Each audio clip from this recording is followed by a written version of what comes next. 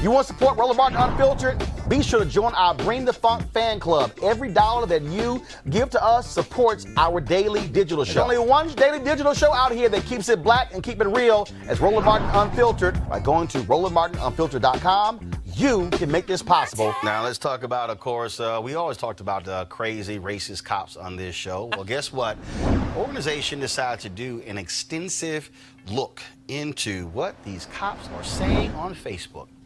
A review of the Facebook accounts of thousands of police officers around the country found them endorsing violence against Muslims, women, and criminal defendants. Here's one example. F these Muslim turd goat humpers. Wow. Oh, but we must help them. Yeah, right, when it's okay to rape and murder in a religion. I ain't helping no one. That's, of course, the page there of that particular woman right there. Now, the review was done by the Plan View Project. It was launched by our guest, Philadelphia attorney Emily Baker White. She joins us right now. So, Emily, glad to have you on the show. So, how did this thing originate? Where did the idea come from to say, let's dig a little deeper? Thank you for having me on the show. So, I first came across troubling content on Facebook posted by police officers when I was an attorney at the Federal Defender's Office in Philadelphia in the Capital Habeas Unit. I was representing individuals on death row who were contesting the validity of their convictions. I was assigned to one case in which I was asked to look into a potential police brutality claim in that case, that there was a lot of police brutality in a given neighborhood that might have affected the outcome of the case. So in doing that, I came across several pages on Facebook that were apparently maintained by police departments in that neighborhood and that had completely public-facing posts on them. I think if there was one post that really spurred me to look deeper, it was a meme that showed a police dog that was being restrained by an officer. The police dog was baring its teeth, and the caption over the picture was, "I hope you run, he likes fast food." I was alarmed by this image. And it was a meme. The officer presumably hadn't made it himself. He got it from somewhere.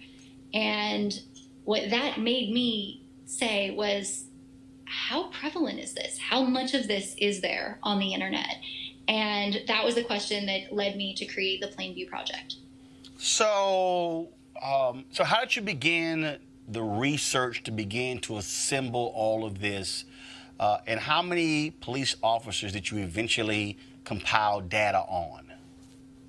So the first thing we did was identify. Our plan was to do a sort of deep dive into the departments, into a few departments, right? You can't look at everybody. You can't look at everything. Right. We looked at Facebook. You could look at Twitter. You could look at Instagram.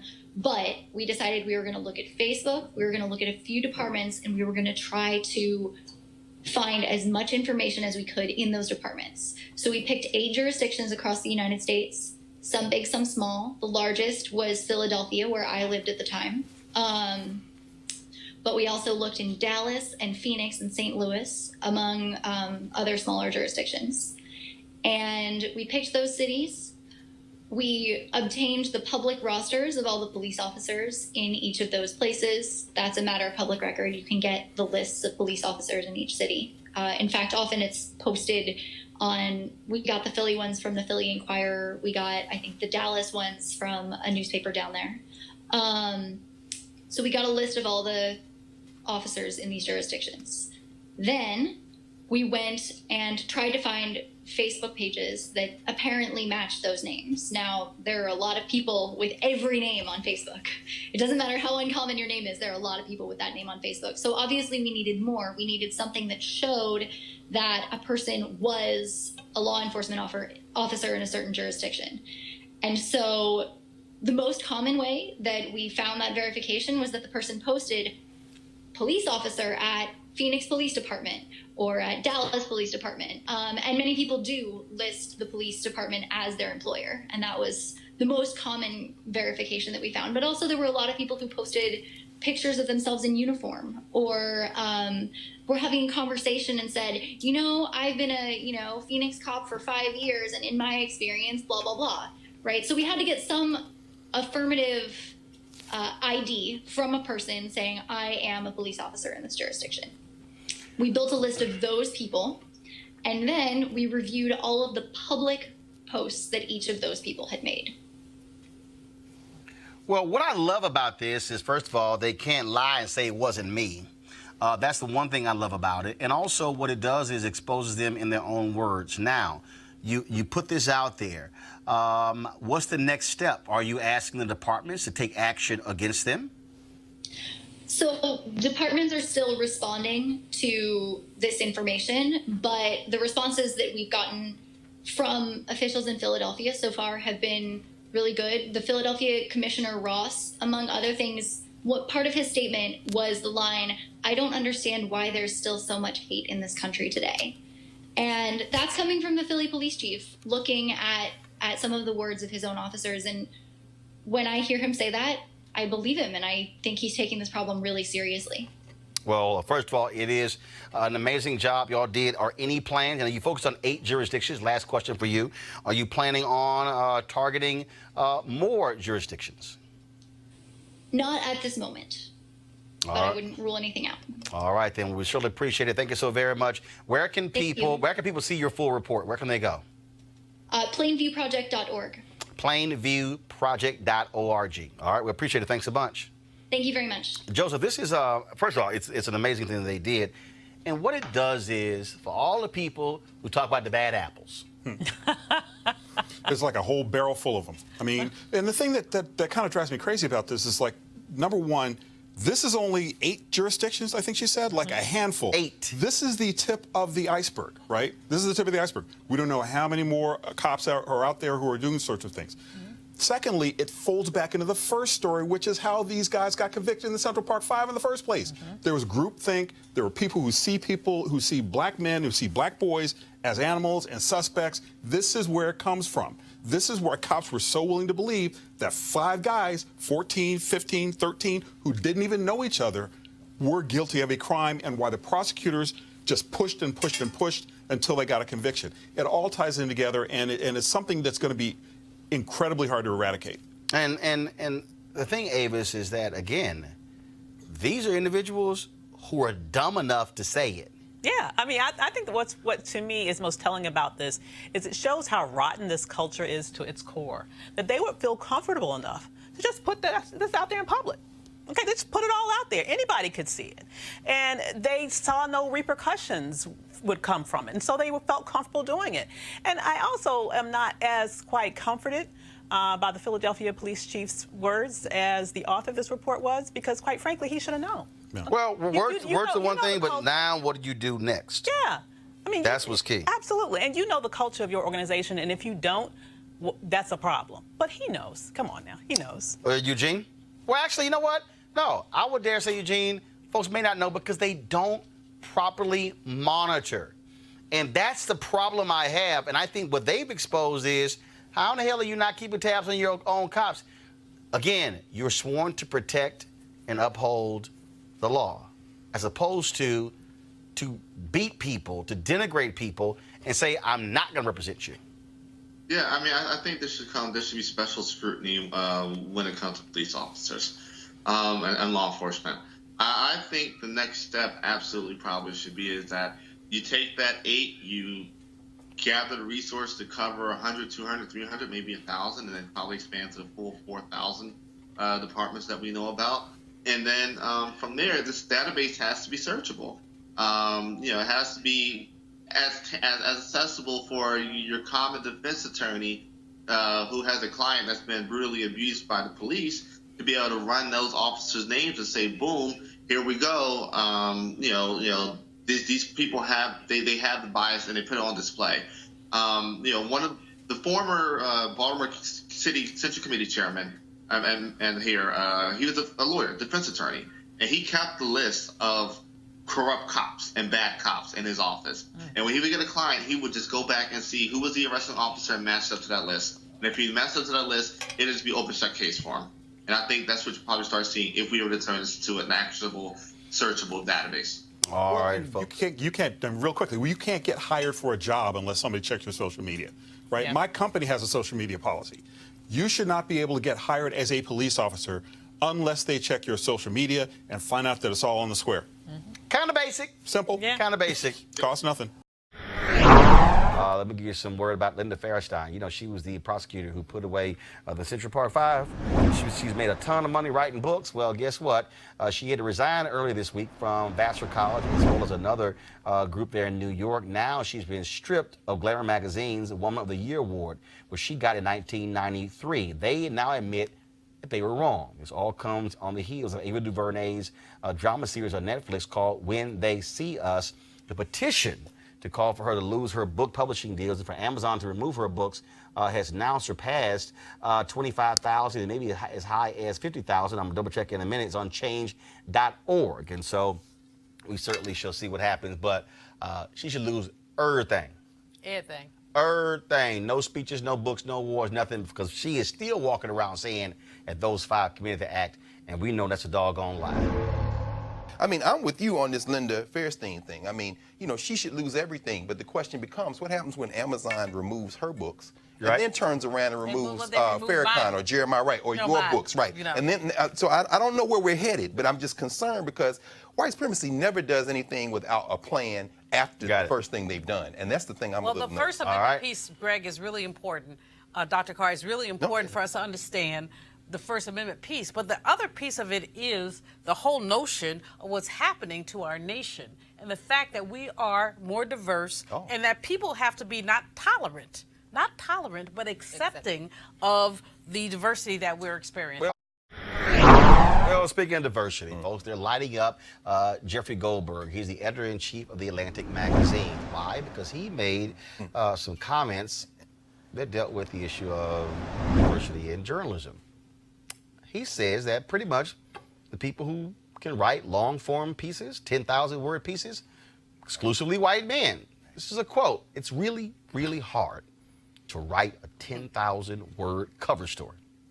There are not a lot of journalists in America who can do it. The journalists in America who do it are almost exclusively white males. Now, some have said that he was trying to make the point that they are trying to fix that. But in fact, I want to pull something. Let me pull this story up because he actually said something else that I thought was interesting, which is really going to be the focus of my commentary on this. Because y'all know, I have no problem at all sitting here jacking these folks up because of what they do. And you have to, and remember, y'all, I am in the business of words. I listen to what people have to say, and I go through the whole deal. And so this is actually what he said. We continue to have and actually it was a column he wrote. It was a column he wrote where he took questions from folks, their audience. He said, we continue to have a problem with the print magazine cover stories, with the gender and race issues when it comes to cover story writing. Of the 15 print issues The Atlantic has published since January 2018, 11 had cover stories written by men. Quote, it's really, really hard to write a 10,000-word cover story. There are not a lot of journalists in America who do it. The journalists in America who do it are almost exclusively white males. What I have to do, and I haven't done this enough yet, is again about experience versus potential. You can look at people and be like, well, your experience is writing 1,200 word pieces for the web and you're great at it, so good going. Now let me unpack that. Here's the fun. Now, again, you're looking at somebody who is Vice President Digital for the National Association of Black Journalists, lifetime member, third time being on the board of directors, previously secretary, before that, the National Student Representative. You're talking about somebody who went to a communications high school in Houston. So essentially, I've been doing journalism since I was 14 years old. That is the last 36 and a half years. What I have experienced in 36 and a half years in this industry has been white supremacy.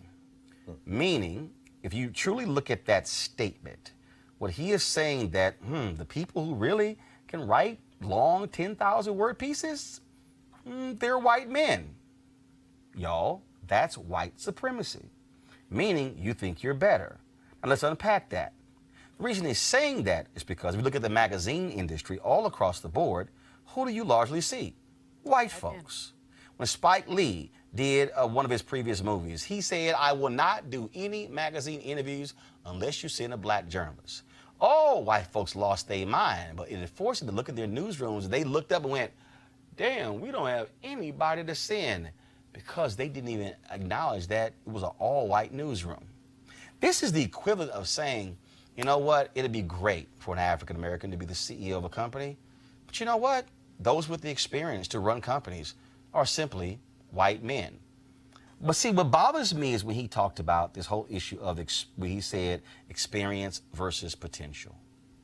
See, if you are a real editor and you want to fix this problem, and then you have individuals who work at your place who are black, and they've written 1,200-word articles. Do you know what you do the next time? You assign them a 4,000-word article. And then when they do a 4,000-word article, you assign them a 7,000 or 8,000-word article. And then when they've done that, you assign them a 10,000-word article. Actually, it's not hard. I've run 3 black newspapers. Every paper I've run, there were some people who were excellent, who were top of the line. But I always knew I couldn't solely depend upon them because I might need somebody else to write a cover story one day. And so I had to look into the newsroom to say, okay, was your skill set, and your skill set? And what I'm going to do is I'm going to give you a shot to do this here. Let me explain to you what we do here at Roland Martin Unfiltered. My control room is right there. Henry directs the show. Stephanie is sitting next to him. She's a producer. I said, Henry, I need Stephanie cross-trained to actually direct the show. Chelsea, who sits over here, who also is the associate producer. She's had to learn how to use the robotic cameras. Atlantis, my niece, who runs tapes, she also had to learn how to use robotic cameras. You know why that's the case? I need everybody to be cross-trained. Every person who works here is going to have to learn to use a Canon XA25, how to use that camera, the Canon XF405 4K camera, how to use it. Why? Because that's what leaders do, Jeffrey. They train up. They coach up. And if you're serious about this, that's exactly what you should do. And stop making excuses. There are black folks who now write for The Atlantic. Yeah. Adam Sir. Yeah. Jamel Hill. Yeah. And others. Adam Harris. Are you trying to say to me they don't have the ability to write 10,000-word stories? Right. It is because white men who are in power are comfortable assigning stories to other white men to doing the exact same coverage. It is no different than when you see these folks who are the ones leading the conversations in politics are largely white men. I have been at the table with 2 presidents where they've had the television anchors in the room. And I can tell you, in one of those meetings, before Lester Holt became the NBC Nightly News anchor, who was the only black person sitting in the room? Yours truly. When Lester got the job, guess what? We were there. Under Trump, when they invited some people, Yamiche Alcindor, who's not a television anchor, was there for PBS. It was Lester, me, and Yamiche. I brought Derek McGinty along because I had an open spot. They had 2 for us. Why am I saying that? It's because what black people have always said is, yo, when the hell we gonna get a shot? It's the same thing. If you keep pursuing white supremacy by trying to use experience as the reason why we can't find anybody, that's why you'll never find anybody. Because as long as you say if 11 men wrote cover stories, you're gonna have more men writing because you never actually make the effort. And here's the other piece. If you got somebody who isn't seriously experienced, but they have enough experience, that's why you have good-ass editors to edit their pieces. Y'all, I keep telling y'all, and I need y'all to hear me, why this is the last bastion. This, media. Why? Because media is America's greatest export. The world knows us because of our movies, because of our television shows, because of our newscasts, because of our music. That is what is exported to the world. People learn about America through what they see and hear on the big screen, small screen, now when it comes to digital media, and also when it comes to music as well. And so when Hollywood says, oh, we can't take that black film and they don't do well overseas, they do. You're actually promoting the same nonsense. Because when you say that, that means we're not going to put a black person in the film here because it's not gonna can't take it overseas, so therefore we can't sell it. So the black person never gets to be the lead. So you understand how this whole thing goes? This is the game. And I keep trying to explain to y'all that. And see, what I also keep trying to explain to y'all, why it's important, why you got to have shows like this and black people running it, because I can do a roll call right now of the black people who have come through my shows, Washington Watch, News One Now, and Roland Martin Unfiltered, who when you turn on cable news, all of a sudden you see them. Paul Butler at MSNBC, Angela Rye at CNN, Shermichael Singleton, when you saw Paris Denard, when you see David Swertlick, Lauren Coates, when you saw her on Hardball, she was on a panel on Hardball. Whose show does she host? Mine. Hosting ain't the same as a panel. You know what that's called? Opportunity. I saw Lauren said, I think she has host potential. Put her in the chair. Now she has her own show on Sirius XM. But CNN, y'all ain't seeing CNN put her in the host chair. But she can. And guess who says she should host Jeopardy one day after he retires? Alex Trebek. What did Alex Trebek see in Lauren Coates that nobody else saw? Wow. But CNN won't put her in the host chair. Do y'all see where I'm going? Jeffrey Goldberg, do you see where I'm going?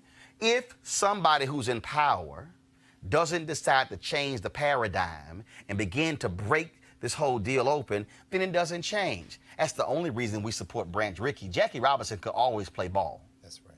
Jackie Robinson played ball in the Negro Leagues. By the way, he wasn't the best in the Negro Leagues. So it was no shock he succeeded in Major League Baseball because, hell, we knew he could play. Somebody just simply had to open the damn door, as James Brown said. Just open the door and I get it myself. The reality is, Jeffrey Goldberg, don't sit here and whine and complain about, oh my goodness, there's all these men. No, have the guts. No, have the balls to actually say, I am going to assign a woman the cover story. I am going to assign an African American the cover story. And if anybody in the room has a problem with it, then take it up with me, because that's why it says editor-in-chief. Jeffrey, I've run 3 black newspapers and I had total control. I ran blackamericaweb.com. I had total control. I was the host and managing editor of News One Now. I'm the host and managing editor of this show, and I'm the owner. And guess what? I run it. My suggestion to you, learn how to be a damn leader and change the game. Poop or get off the pot. Oop. You want to support Roland Martin Unfiltered? Be sure to join our Bring the Funk fan club. Every dollar that you give to us supports our daily digital show. There's only one daily digital show out here that keeps it black and keep it real. It's Roland Martin Unfiltered. By going to RolandMartinUnfiltered.com, you can make this possible. This thing is blown up on social media, almost 7 million views, and it's crazy as white people. No charcoal girls are allowed. I'm white. I got you, huh? Illegally selling water without a permit On my property. Whoa! Hey! You don't live here. I'm uncomfortable. So a white woman wanted a hotel room, and she wasn't too happy with the brother who had answered the phone, and this happened. But you called me a Well, fucking I need nigger. to stay here. My mother died. I understand that, but you called me a fucking sorry. nigger. I'm No, sorry. you weren't sorry when you said it on the phone. Listen, there was No, people screaming but at home. at the end of the day, I and need the a climate that we live in today's I said society, I was sorry. I understand that, but it's above me now. I need a room tonight. Well, there's the Best Western next door. No, please, let me hear. My daughter's here. I'm sorry, but I mean, I was on the phone when you said it. I said I'm sorry. Please, I've had a horrible day And I had a today. horrible time when hearing that. He won't let me in. It's above me. She called me a fucking nigger. Sir, my grandma just I died. understand that, but it's above me. Please let me. It's above me. Sorry. I got my The credit Best card. Western is next door. Sir, the rest of our family I understand that, but it's above me. Please. I She apologize. said what she said.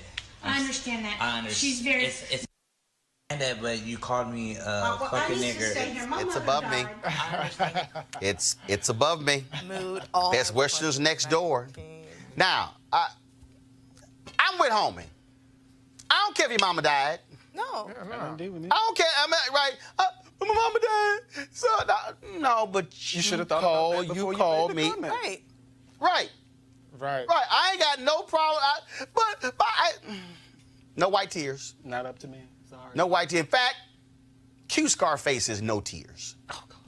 That's how I felt. I'm I sorry. thought you were about to play it. No, I'm just. I I ain't trying to hear their tears. I don't want to hear these whiny white folks. Yeah. But for me, it was also a security issue because we don't know exactly how she said that on the phone or whatever, but then she said all of her family was in the hotel. So you're going to call me that?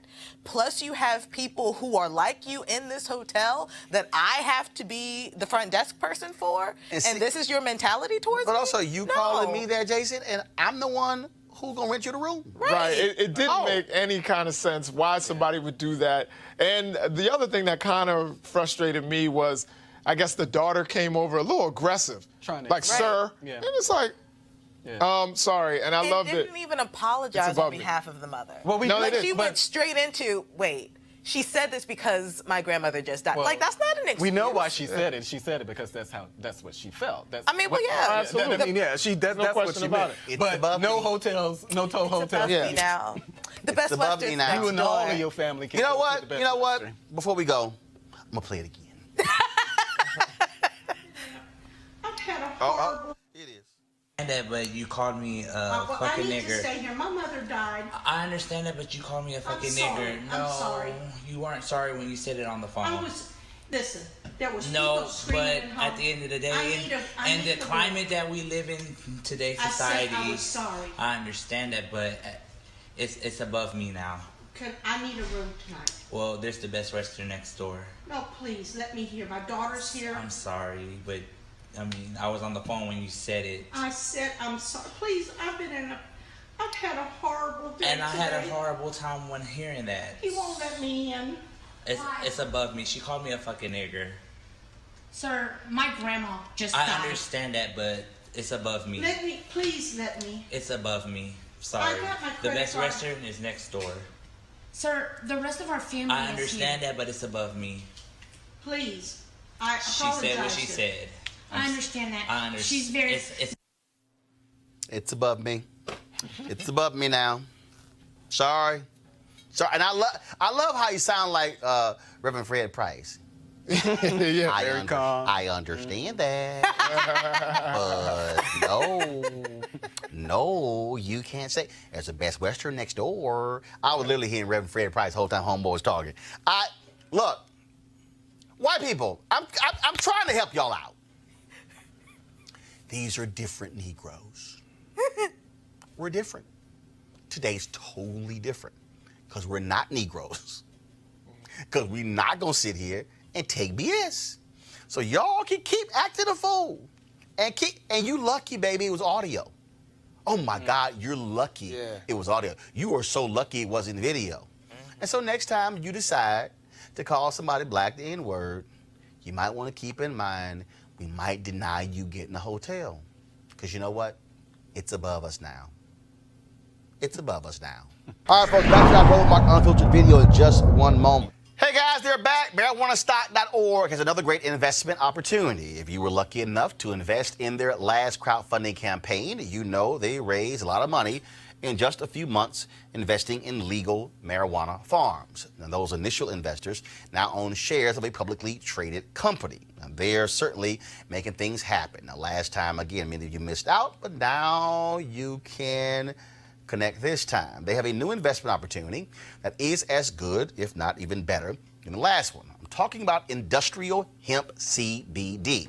For those who don't know, the hemp plant is the cousin to marijuana with a much higher concentration of CBD, which means hemp CBD gives you all of the medical benefits of marijuana without getting you high. Now, until recently, hemp farming was practically illegal in the United States and heavily regulated by the DEA. However, the 2018 Farm Bill changed all of that, making it legal to grow hemp CBD in the U.S. and creating one of the largest commodities worldwide. They need land to grow all of the plants, which makes for an incredible investment opportunity, and that's where our good friends at 420 Real Estate come in. Their business model is simple. They buy land that supports hemp CBD grow operations and lease it to licensed, high-paying tenants. That's right, they are hemp CBD landlords, and you can get in on the action. You can invest in this crowdfunding campaign for as little as $200 up to $10,000. Trust me, you don't want to miss out. To invest, go to marijuanastock.org. That's marijuanastock.org to get in the game and do it now. Let's talk about North Carolina, where civil rights leader Reverend William Barber was convicted on Thursday. Forget this, trespassing, stemming from his 2017 protest at the North Carolina General Assembly. Now, the crazy thing is they had barred Reverend Barber from protesting. They were there protesting health care. And the Republicans in that state barred him and others. It was him, I think about 46 others, who had gotten arrested saying, oh, they're trespassing if they come back. Well, they actually believe in the First Amendment, and so they came back to protest, and then they had them arrested. Then he was convicted. The judge pretty much was like, why in the hell are we doing this? And so gave him 24 hours of community service, which he kind of does every day, and gave him that as well, suspended this 12 months of unsupervised probation as well. But here's what Reverend Barber had to say after the conviction. I want to say this is much bigger than me. This is literally about opening up Southern legislatures to the light of day and to the people's voice and to the people's protest. I'm deeply concerned that the jury was boxed in. They did not get a chance to really hear about our Constitution, which is a strange consideration to me, that the Constitution that governs the legislature. We know that the legislature we have now is an unconstitutionally constituted body. We know that while this was going on and wasted tax dollars, 500,000 people still don't have health care. People are dying. People that are living with diseases that they could be treated for. But more importantly is we're going to appeal. It took jurors 22 minutes to find Barber guilty after 4 days of testimony that included video footage of his call and response chant protesting health care spending outside of the office of Senator Phil Berger. First of all, Republicans in North Carolina, I keep telling people, are just stuck on stupid Niambi. And but again, what they're angry about, they're angry about Moral Mondays. They're angry about how they were able to mobilize and organize people to have constant pressure against them. And they want to use the law to shut down protesters. And as Dr. Barber's lawyer said, he's like, hey, Dr. King had a criminal record. Absolutely. And this is what he's been doing for almost a decade now, right? This Moral Monday protest has probably been the biggest thorn in the side of the North Carolina State Legislature. He has not let these people off the hook, not one iota, not about poverty, jobs, environment, healthcare, you name it. But this was just about sending a message. And I think they picked the wrong one this day, because Reverend Barber and those who he is organizing with and who he is rounding up around the state and around this nation are not going to be quieted. I mean, because part of the issue is the state legislature allegedly works for the people of the state of North Carolina and in their best interest. So this is a moment where you have a state law which is in violation of the U.S. Constitution and the rights granted to citizens. And so this should not have occurred. And these people were in no danger. They just were made uncomfortable. They didn't want to have to be accountable to the citizens, and they didn't want to be confronted. That's all this was about. He made too much noise and he disrupted their day. How? It's hilarious, Cleo, literally to say you're mad that citizens, taxpayers, were there protesting. So therefore, they're trespassing on property they pay for. Absolutely. Well, we know how incompetent these people are when it comes to mental health. We know how irrational they are, and we know how focused they are. It didn't matter that the doctor was not breaking any laws, doing anything wrong. They want to silence him. Like you mentioned, I mean, he's been powerful, he's been consistent, he's been in their face, he's been articulate, he's been breaking down issues based on fact, and he has a multicultural group of people behind him, so they can't simply call it a black thing, though it's a black man heading it up. He's brought together all kinds of people, so of course they want to silence him, and they thought they did for 2 minutes. Was it 2 minutes, 3 minutes? How long was it? 22 minutes. 22 minutes. That's how long it took them to convict. Right.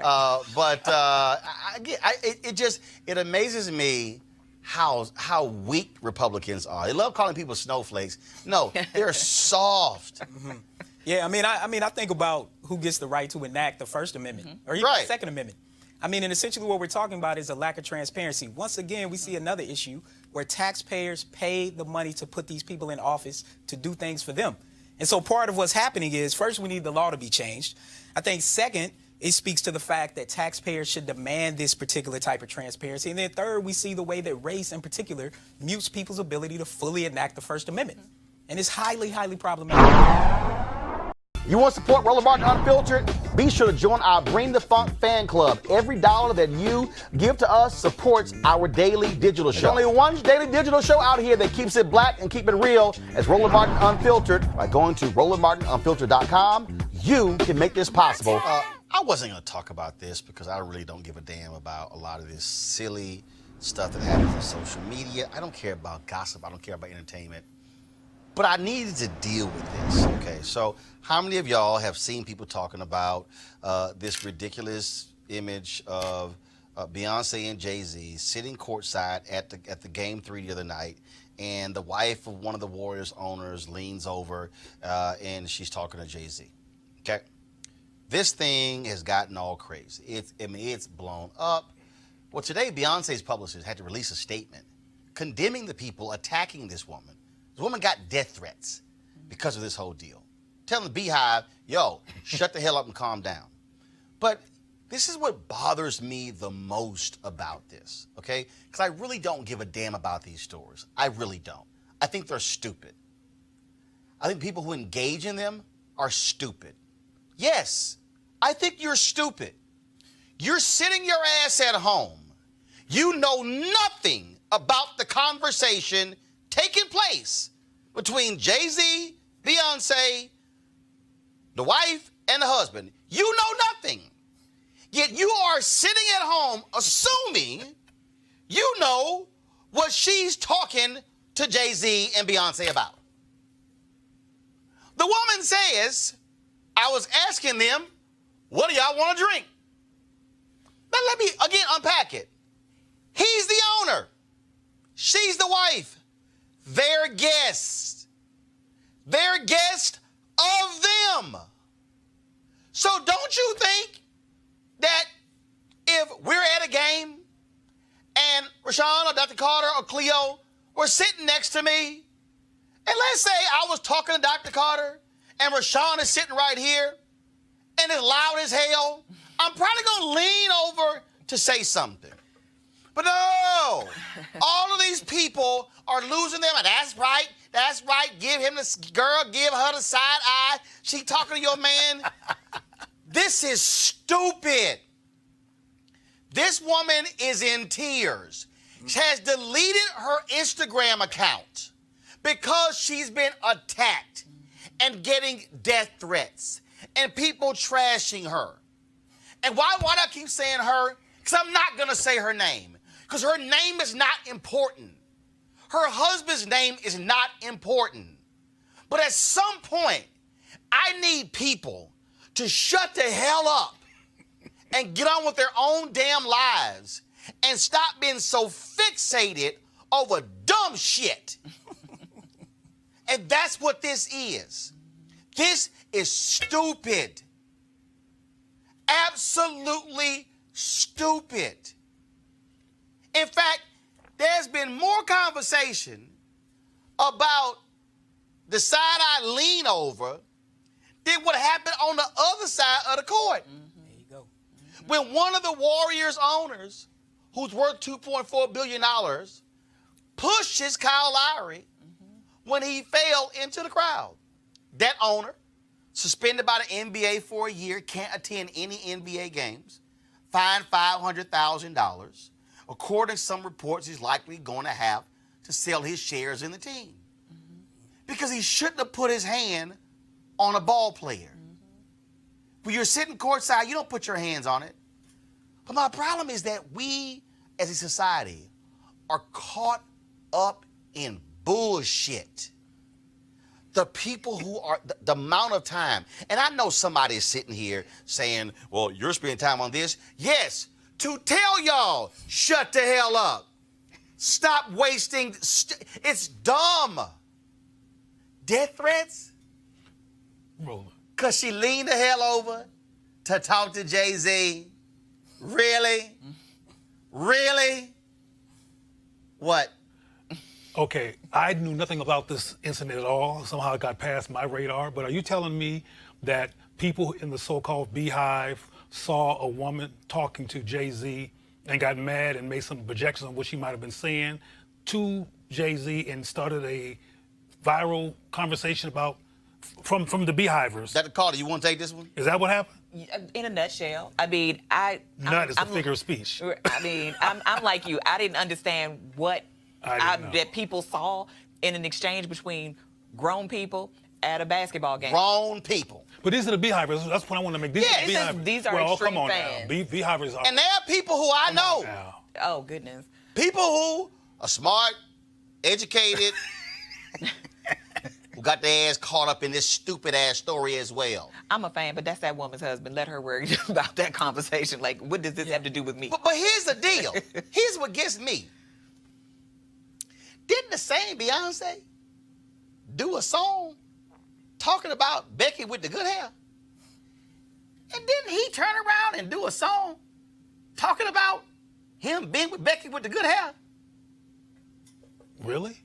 And y'all caught up?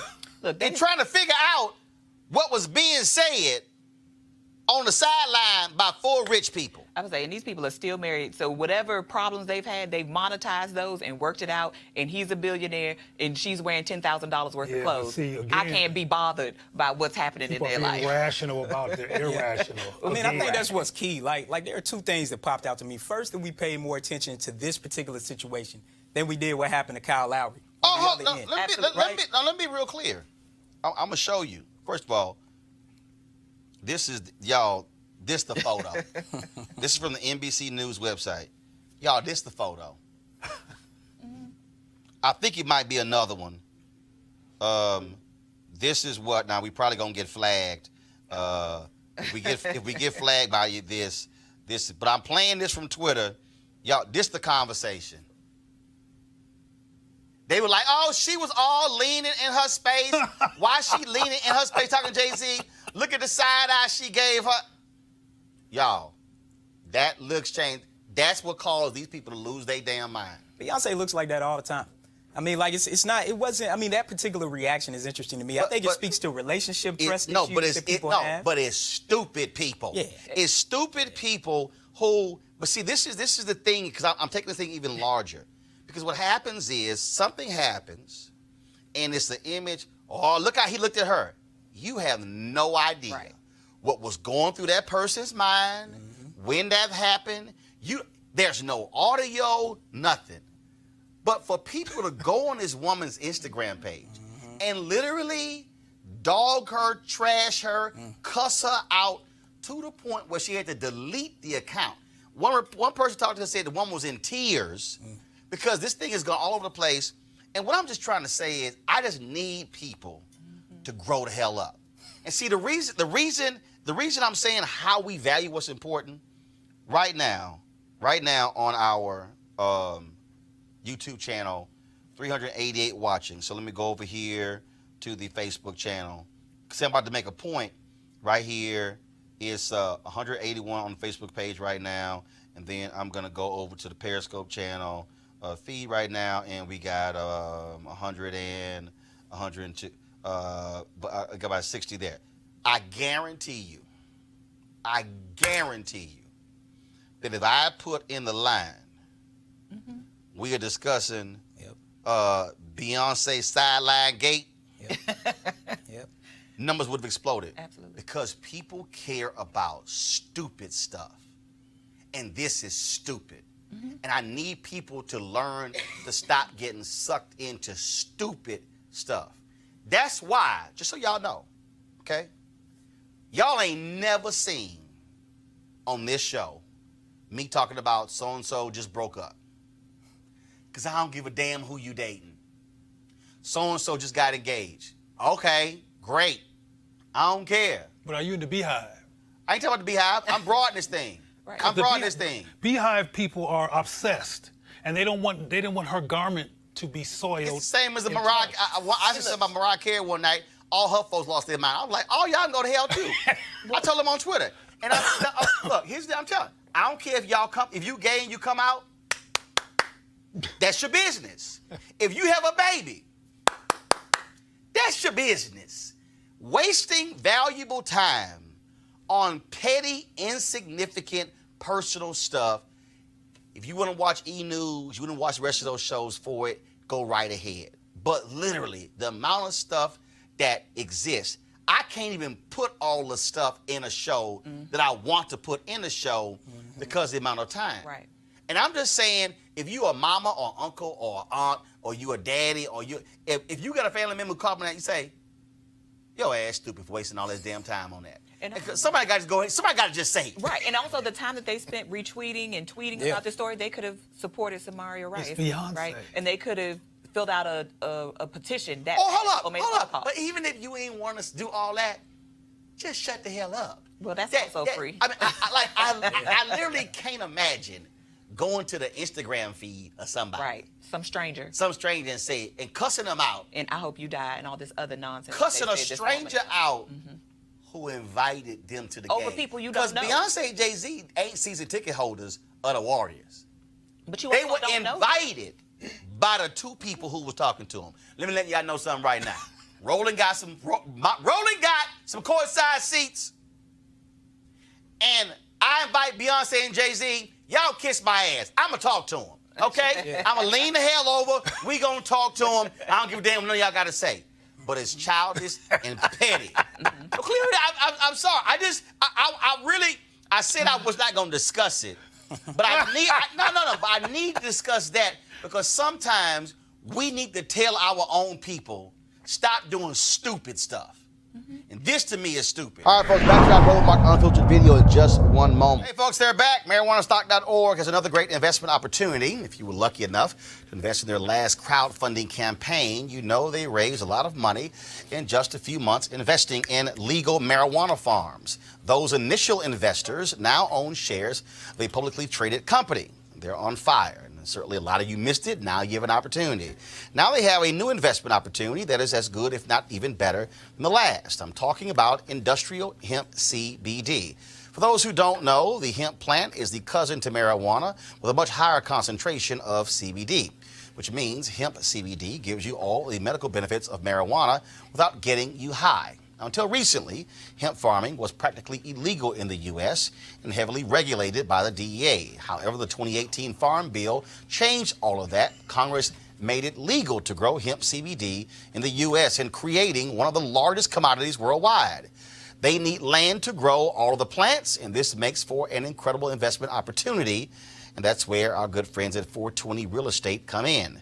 Their business model is simple. They buy land that supports hemp CBD grow operations and lease it to licensed, high-paying tenants. That's right, they are hemp CBD landlords. You can get in on the action. You can invest in this crowdfunding campaign for as little as $200 up to $10,000. Like I said, you don't want to miss out. To invest, go to marijuanastock.org. That's marijuanastock.org. Get in the game and do it now.